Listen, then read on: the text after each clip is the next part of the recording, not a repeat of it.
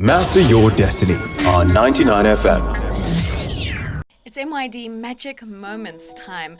Magic Moments from our series on the path to peace. And what an exceptional series it was. We heard from so many inspirational people about what really peace is all about and how you have to walk a path that is usually defined by challenges to find your peace. But that peace is something that's active. It's something to seek, and then it's something to share with the people that are around you.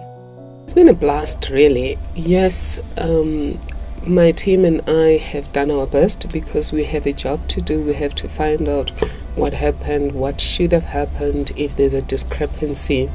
How do we restore the situation to normalcy? A sort of restorative justice. And in so doing, yes, we've attracted a bit of flack. But as I was saying earlier, both myself and the team, we've attracted a bit of flack, but we've also attracted a lot of gratitude and a lot of support. And if I were to weigh the negative reaction we've received against the positive reaction we've received, I would say that the positive negates the negative.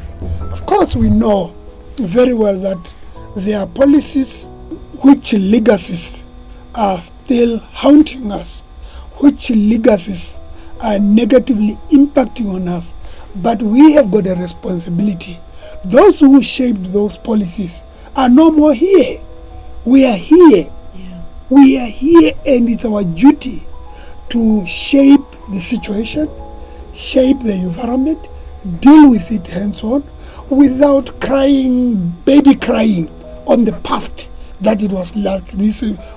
Yes, I'm saying that it impacts on the present, but we have to move on. I always have a belief that, without peace, we could achieve a lot of things, but we cannot achieve great things. Yeah. Because greatness first begins with peace.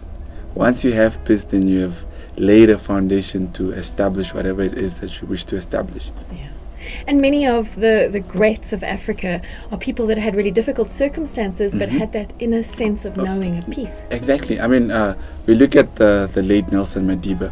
I mean, if you had to put me in prison for a week and I come out, trust me, I'll be very bitter with you.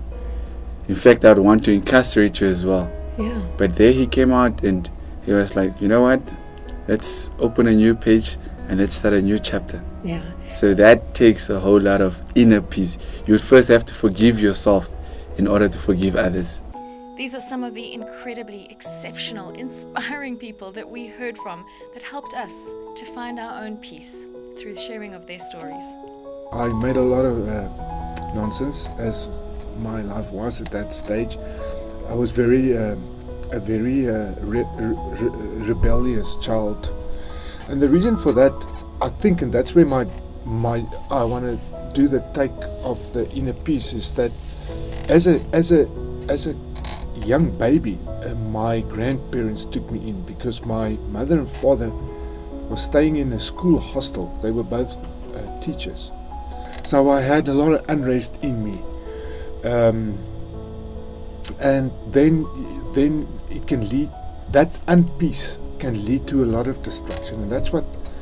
When you don't have peace, there's no love, because you can't have peace without love. And if there's no love, then there's just hate. And that hate gets driven by fear. The fear of being rejected, the fear of not being accepted, the fear of not being, of not making it. And then you try various ways to be accepted. Peace, we don't know what that is, because we live in a place where it says somebody must dictate to us who you are to be, how you are to be, when you are to be it. Yeah. What's acceptable? What's What not? is acceptable, what is not, who you are, where you are, what complexion, how tall, how fat, how skinny, how short. It all, somebody, an external force. That's a manipulation that's in place. Until we overcome that, we may not really know peace. Yeah. So the education of us from day one, wherever we are, in whatever environment where we are striving to teach and educate ourselves into what is peace and how am I a peaceful person, that is absent. Every conversation, every relationship, Every person has value. Every engagement matters. I said this to somebody yesterday. When we leave relationships, we don't burn those bridges because you do not know when God brings them back into your life. I don't want to have to always beg somebody to take me back into their world because I burned that bridge when I had the opportunity to have a good relationship with you.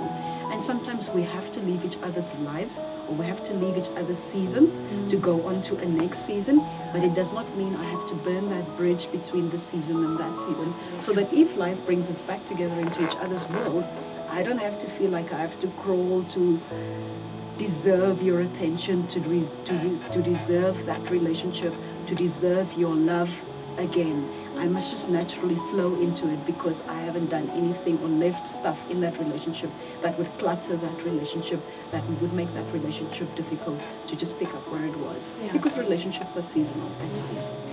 That was the Magic Moments on the MYD series, The Path to Peace. If you would like to re-listen to any of the full episodes with any of our inspirational guests, you'll find them all on the 99FM website, www.99fm.com.na. Go take a listen and join in the conversation. Master your destiny on 99FM.